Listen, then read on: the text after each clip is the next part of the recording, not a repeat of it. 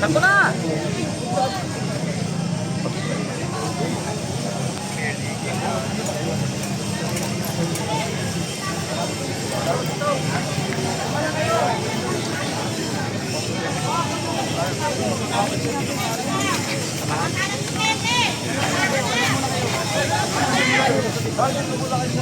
Lang, nakikiusap tayo.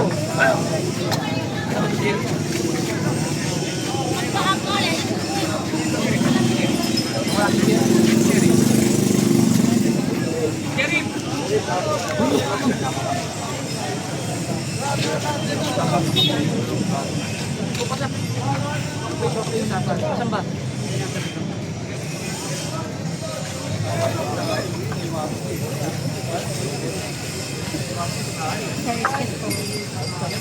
Oh, demolition dito.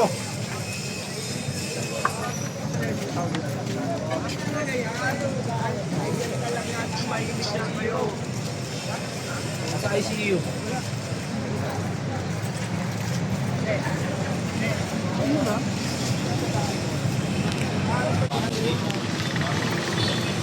Hello po si... Dito rin. So kasama natin ngayon si Konsehal Awi Sia and si Konsehal Bolong Si.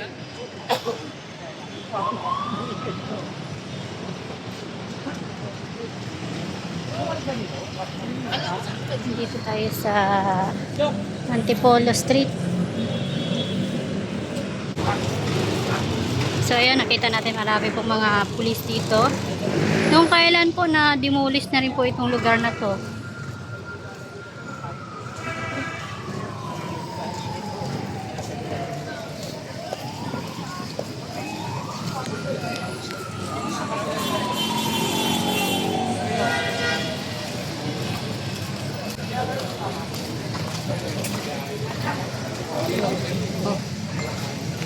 Eh, sir. Ito pala yun. Ay, may mga basag na bote. Morning, sir.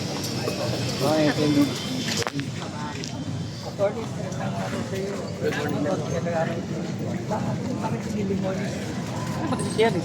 Aparente kasi. Meron po doon nagkatay po na mga staff po na demolition. Tapos, pwede sila na parang petition or parang application. Binisipin nila matay yung petition nila or yung tinutuloy na po yung demolition ngayon. Ang nire-request lang po natin dito sa demolition team, especially po sa may-ari, kung meron po ba silang proper coordination po sa PCUP. Dahil nakalagay po kasi sa PCUP na before po magkaroon ng demolition, dapat po meron man lang socially prepared at saka properly relocated po yung all affected families. And as you can see, hindi po sila relocated kasi nandito pa nga po sila eh. Yun naman po yung nire-raise natin na question. Unfortunately lang po, with all due respect din naman po kay Sherry, tama rin naman yung kanyang sinabi kanina na boss, kung meron pong reklamo, i-file na lang po sa court. Obviously, hindi rin naman siya yung makakapag-decide kung ito o hindi. Itutuloy niya lang po kung ano lang po yung order sa kanya.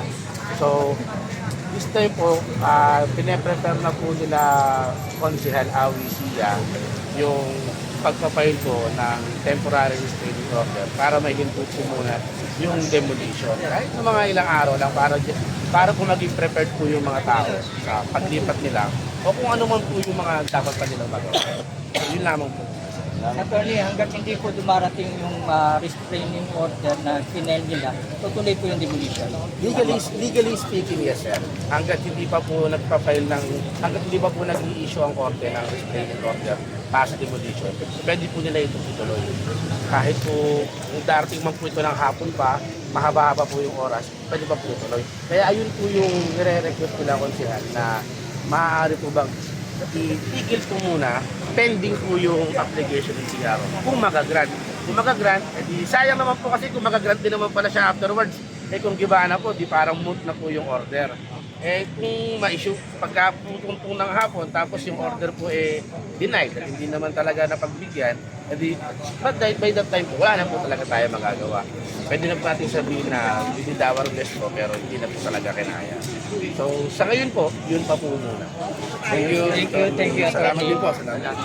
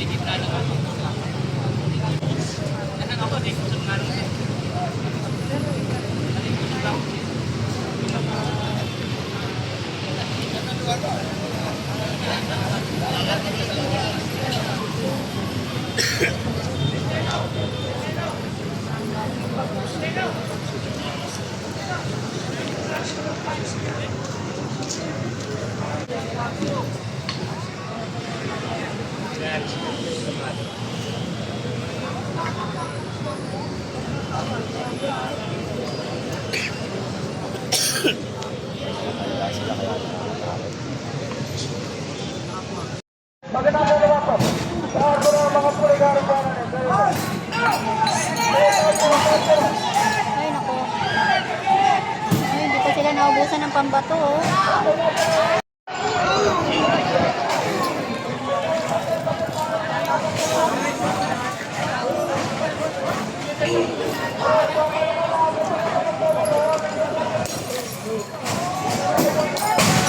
Grabe, ang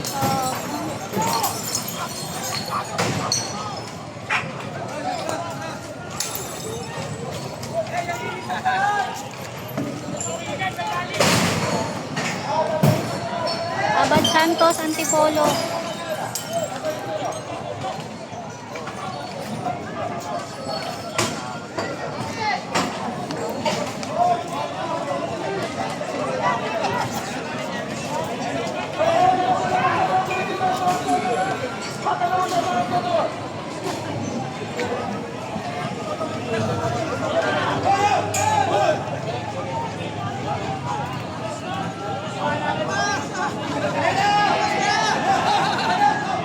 Ay!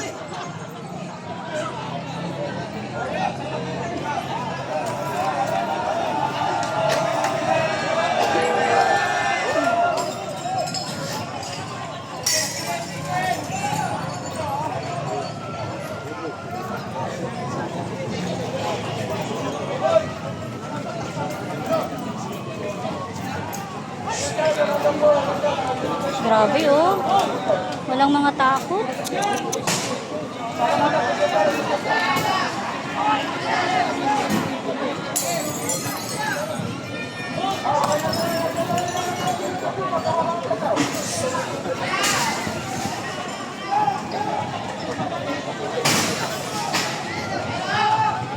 Ubos ang bote.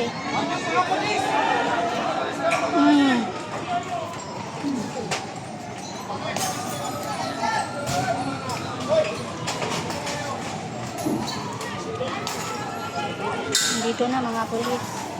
May parating na rin pong ano. Hindi kayo napagod ha. Ilang cases na yan. Ilang cases na naubos dito na bote, oh. Ay puta.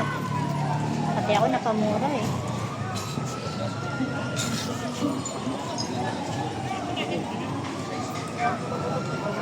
Yun, oh, may hawak na bote, oh.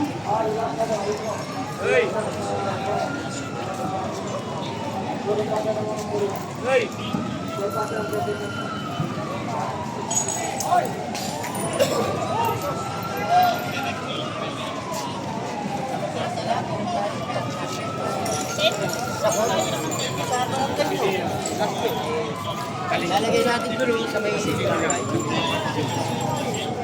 Pwede sir, may panghila yun eh. Pero maganda sir. Pwesto ko lang sir.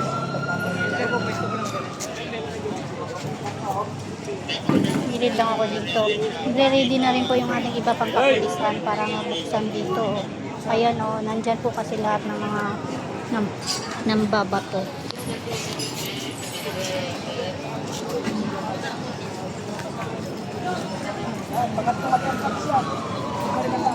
Nandito tayo sa Abad Santos. Sa mga nagtatanong po, nandito tayo sa Abad Santos. Antipolo. Naku, patay.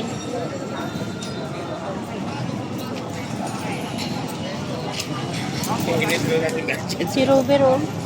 Namatay nga yung live ko eh, sa YouTube. Parang init na. Kung init, ang init nila, init din ang cellphone natin. Patay ito.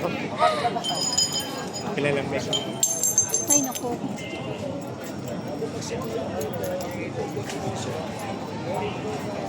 Robert Tan! Robert Tan!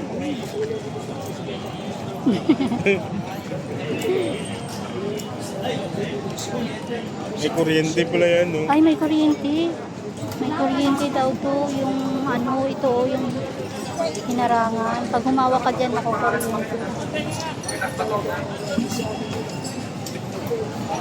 Ito yung pinakamalupit na nangyari sa ano ngayon, demolition. Ngayon lang ako naka-encounter na ganito kalupit. Kasi nung nagkaroon na rin po ng tension doon sa may Juan Luna, hindi ganito kalupit. Nung nagkaroon po ng demolition doon. Pero ito talaga ang na-cover kung malupit na talagang grabe yung mga bote na binato dito. Ilang cases na po yung binato dito. Wala na pong makakadaan ng mga sasakyan. Nakakatakot, sobra. Tapos yung mga pulis, pinausukan nila sa mukha ng fire extinguisher. Oh. Kawawa naman yung ating mga kapulisan.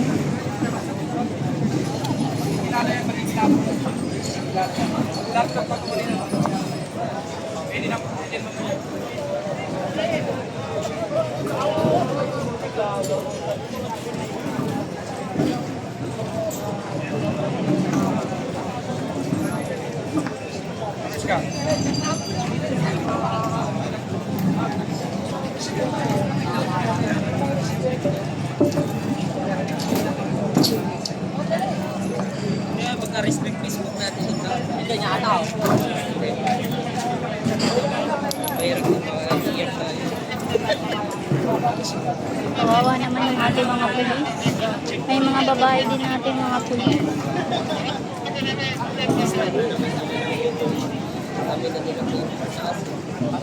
Robert.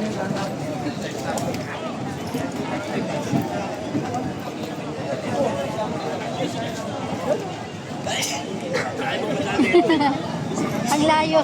Ang layo ng tingin mo, Sisi. Ayun, no?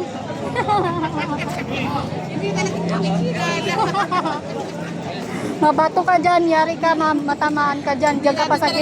Paano yung nalaman binaba niya? Hindi ko alam. Nakita niya sa... Ako hindi ko makikilala. Tingnan yung tsura, tagog-tago. Oh. Eh, yung height pa lang, kilalang kilala na eh.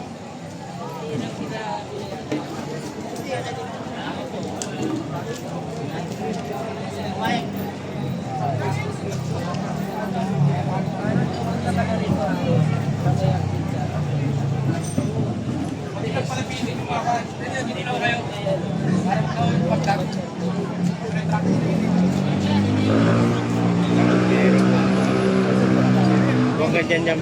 Kasi may kuryente yan, baka